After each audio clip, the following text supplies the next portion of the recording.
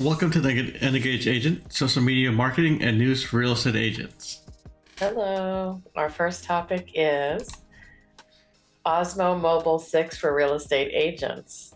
Yeah, so the Osmo Mobile is a gimbal for your phone, and they have a new version, the 6 out now, and they're really quite nice as far as if you want to take home tours or any sort of walking and talking sort of a situation. And it keeps it real stable, right? I mean, that's the main part. It keeps it super stable. And is it smaller by any chance than the older ones? Or? It's about the same size, but it comes with a little extension stick. So if you want to be able to put it way in front of you and have your full view, that's possible. That would be great. Yeah.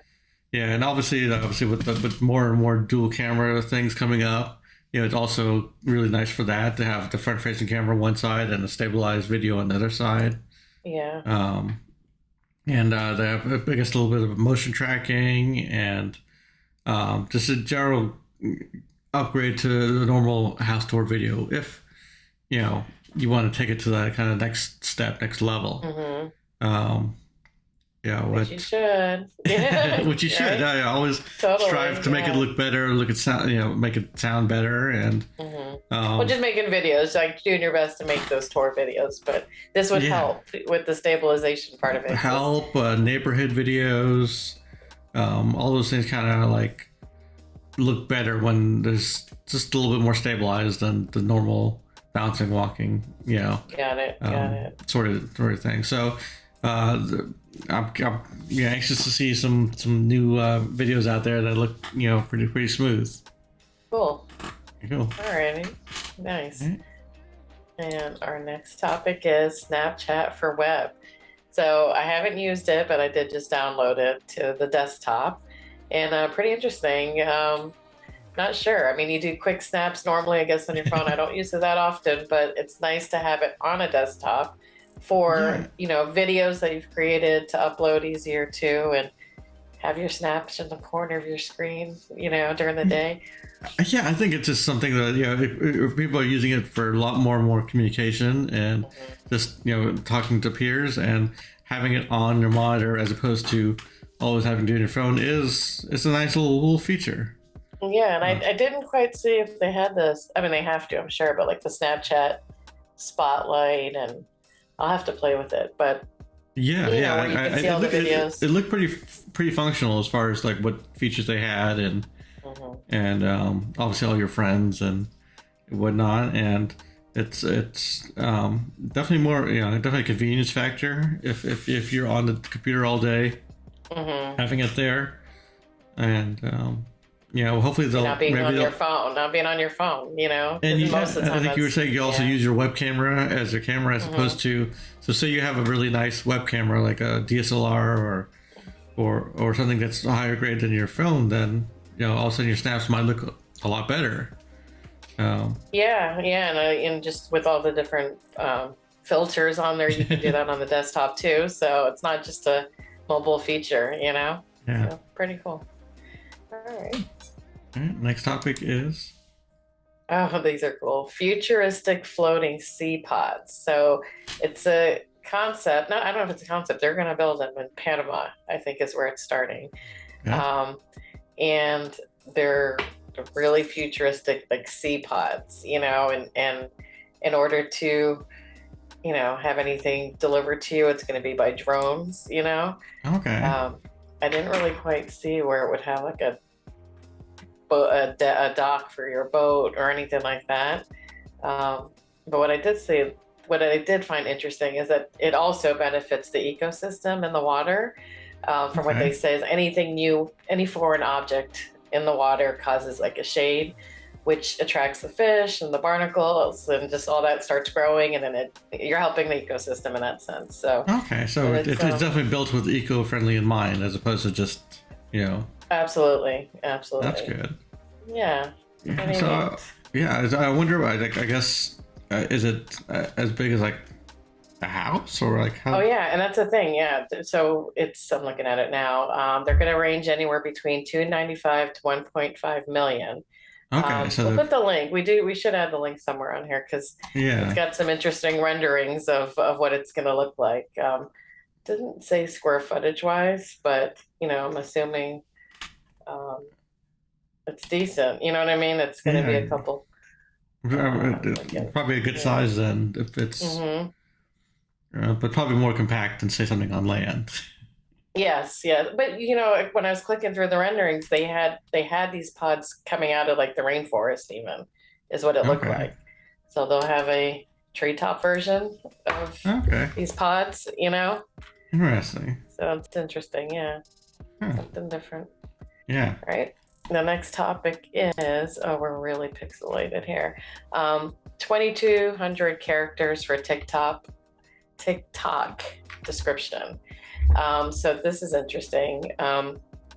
It's being more and more used as a search engine, right?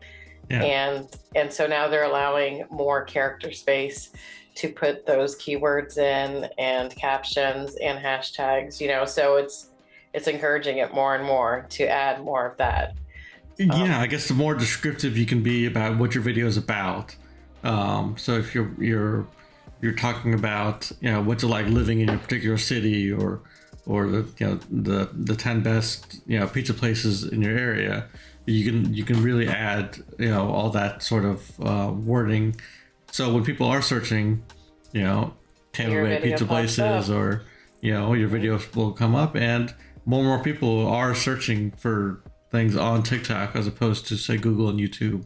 Yeah, there's definitely. So as for to explain the differences between a keyword and, like you said, Tampa Bay pizza places, right? Yeah. So normally you would think you would just put hashtag Tampa Bay pizza. So that's not the same as putting without the hashtag. Because when you search on Google or YouTube, you're not putting hashtag. Okay. You're just putting Okay. Pizza places. Yeah. Got it. Mm-hmm. So that's what they call the keyword.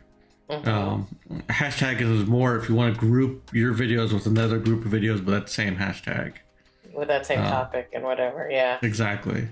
Okay. Exactly. So if there's a certain event going on, say the Oscars, you want to hashtag it Oscars because it'll go with all the other Oscars videos. Well, I think this is so important because TikTok is, I don't know if it's the number one right now, but it's getting there when it comes to utilizing it as a search engine to find something.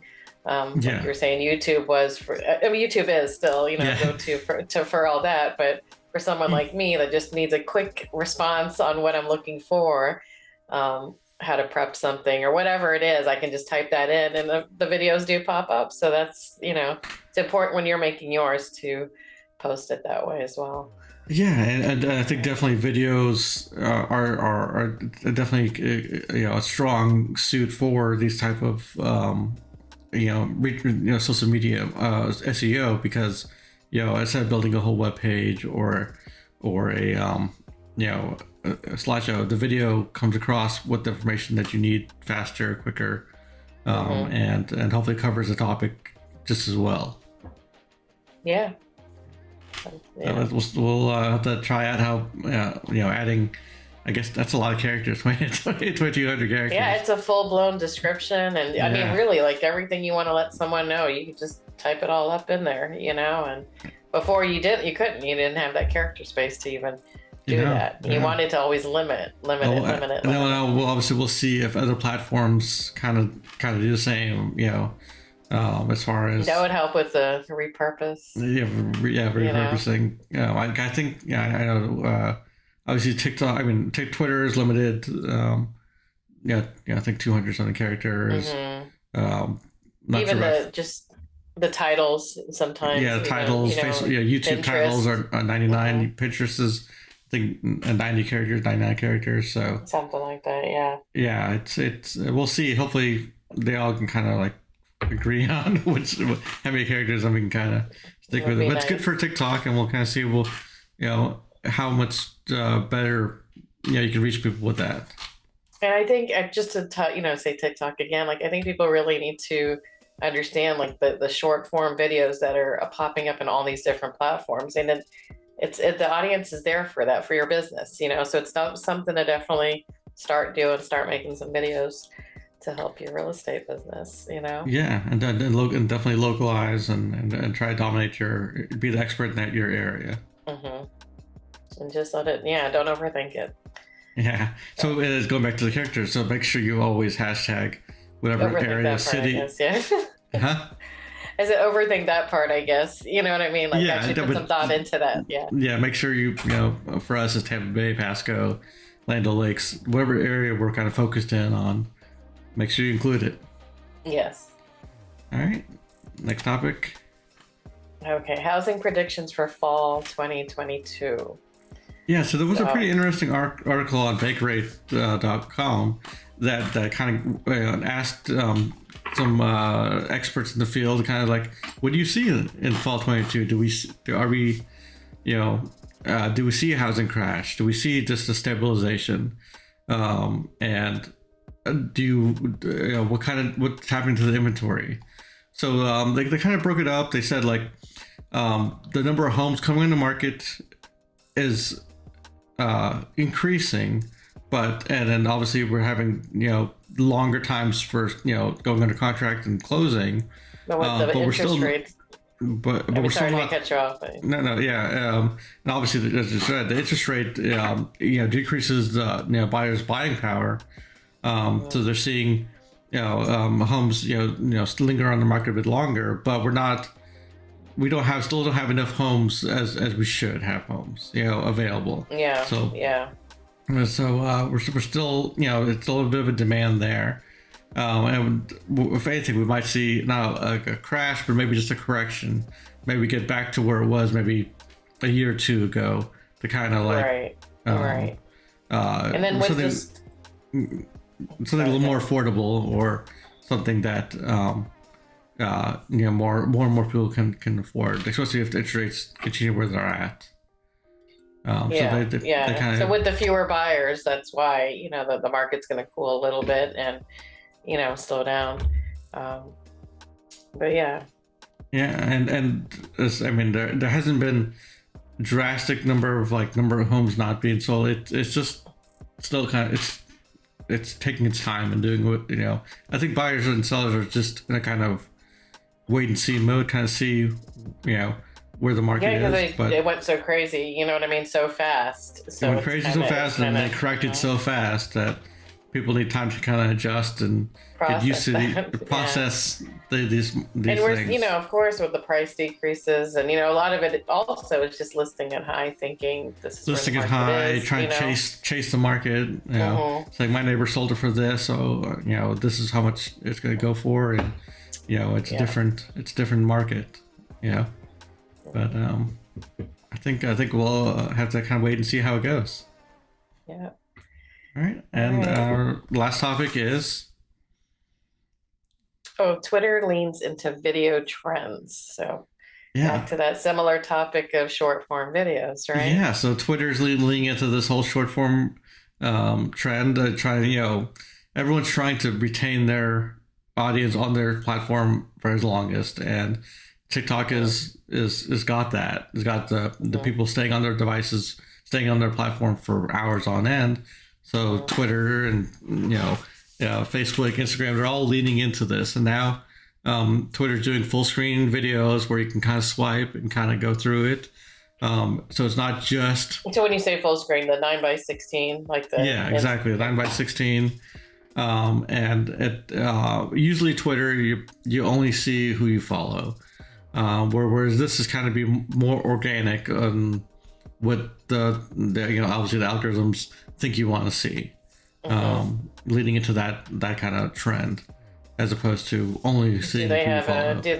Now they didn't do this before, because I know I feel like they not like this, not with the full screen videos, not not with the discoverability kind of thing. But it's so if you're making content, will it have like a separate feed where you can scroll through just those videos? Yeah, exactly. I think it's a different little tab at the bottom. They call it the Explore tab. Right. So as opposed to your feed where you follow people, this would be exploring.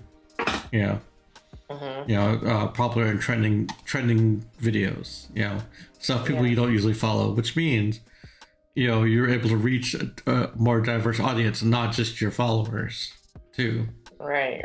Yeah. Very interesting. So pretty interesting. We'll see how it goes. We'll have to, put some videos up there and kind of see, you know, how it works. I wonder if that is that part of repurpose. You think? Like, you know how? Yeah, When I say don't think... we should give it repurpose.io. But would that be something that you could do also? I guess probably. Well, we are already posting our short form videos on Twitter, so right. Twitter should be taking those and putting those videos on this new Explore tab anyway. Mm-hmm. Right. Because like right now, Instagram, I mean, if you post a video, it's an automatic reel. You know what I mean? So, I believe so. Yeah. Yeah, well, I think you have to choose. I said it and then I questioned it. I think Instagram, you still have to choose. Do you want it as a video, or do you want it as as a reel? I don't know. I think. I think, but for speaking of Instagram, I think there's stories that are going to increase it to 60 seconds, so it doesn't have to be chopped up like it used to be. All right. We'll see how Twitter does on this. It should be pretty cool. Well, I think that's it for this week. And I'm Patricia. I'm Tony. Have a great day. Have a great day.